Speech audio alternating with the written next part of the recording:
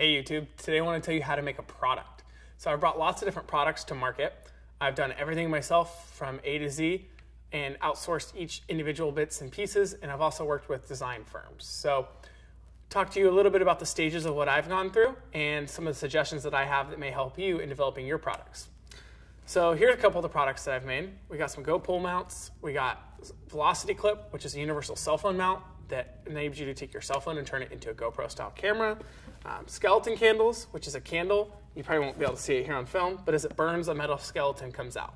So lots of different products. Worked in China a lot, been to China many times, gone all the way through manufacturing into selling into big box stores. So give you some of my experiences here personally.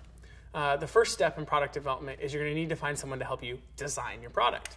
So these people are typically product designers, and they do what's called your ideation phase, which are your concept sketches in layman's terms. So basically they take your product ideas, they listen to you, and they make it physically a reality. So they take your product, they sketch it out, and most firms give 3, 6, or 9 sketches, and then you can pick and choose from each one of those sketches. So you can say, hey, I really like, the length of this bolt on this one. This knob isn't really ergonomical, so let's choose the one from product sketch 2. Oh, and the clip is a really good idea, so let's take that from product sketch 3. Now these designers can take your product sketches that you've picked and choose all the bits and pieces from and put them into what's called a computer-aided model, which is CAD. So now this is when you kind of switch over to an engineering background. So this is your engineers going to be working on this, and once you've built your product in CAD, it's really cool because this is when you can take it out and get it 3D printed. So you can actually physically hold your product, you can feel it, you can see what the ergonomics of it are, and you can also take your renderings from this. So for example, this product can go inside of a car on the windshield, right? So I can take this and actually through the CAD program, actually render it in a car attached to the window with the cell phone in it. So now I have my first product, basically product photos. So now I can launch my website, I can launch my Kickstarter, I can start my social media sites because it gives you a physical product that looks like you have something in that's actually existence. The other thing is an engineer that a lot of engineers overlook is design for manufacturing. So for example, the first time we did our first product, which was the Velocity Clip, we built this product and we had it built by an engineer. We didn't go through the ideation stage. So you can see it's a little bit blocky, it's a little bit bulky, and it just could be a little more aesthetically pleasing. But what really hurt us was this bolt right here. So I'm going to unscrew it so you can see. This in the original product was a custom-made bolt. This lead time was 3 weeks. So every time I wanted to do a production run, my factory would be 3 weeks out from the time that they could start the run because they had to get these custom-made bolts made.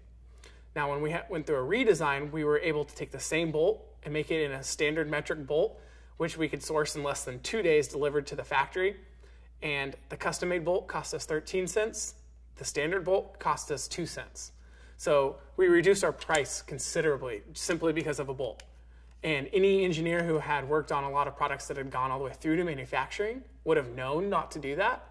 But because ours hadn't, we didn't know any better. It slipped through the cracks and made it through. So it's really important to find an engineer who has specific experience in designing products for manufacturing.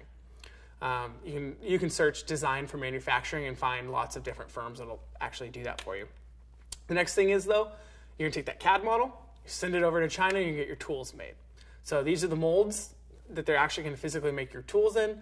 You're gonna send these files over to your factories to start sourcing. So if you're getting microboards, processors, things like that, they can actually go out and start figuring out where they're gonna source all these for assembly in the factory.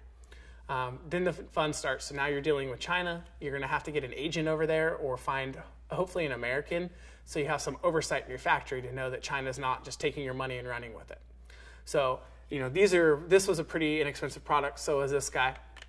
And still, a PO that you're sending over there can be $150,000.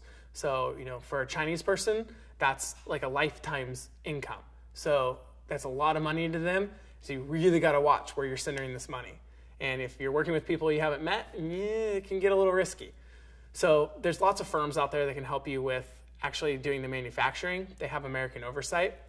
So the company that did the redesign for the Velocity Clip and has done all the design work for the other products that we've made is called Focus Product Design. They go all the way from product design all the way through engineering and into manufacturing, which is really useful. So they have a vested interest because they want to see you manufacture, because that's where they're going to make their easy money, right? So engineering is just billable time, right? Manufacturing, the more successful you are, the more successful they are. And if you want to learn more information about the Focus Product Design kind of style, I'd say just visit their website. It's focuspdm.com. It's tons of different information on product design and engineering. They also have some information on manufacturing in China, which is really helpful. The other thing I suggest is if you're going to do manufacturing in China, read the book Poorly Made in China. I'll put a link to Focus Product Design and to the book below. So check them out, guys. Thanks for watching.